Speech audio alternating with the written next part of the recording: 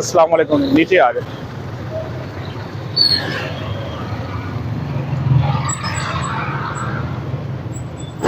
क्या हाल है? ठीक है। अस्सलाम वालेकुम जी। आपकी गाड़ी के कागज़ मुकम्मल है? कागज़ चेक करा देना।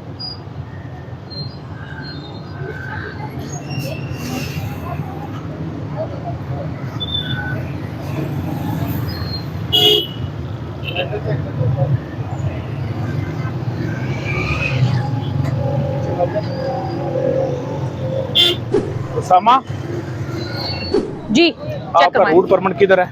ये चलान हुआ हुआ। अच्छा, रजिस्ट्रेशन बुक किधर है? ठीक है जी। अच्छा, रिन्यू करवाने के लिए दिया हुआ है, बना हुआ है ना आपका लाइसेंस? बाद का बनाया। ठीक है बस।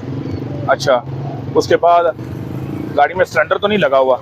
सिलेंडर आपने लगाना भी नहीं है, क्योंकि वो आपके लिए भी और आवाम के लिए भी, जानो माल के लिए ख़तरा है, ठीक है ना।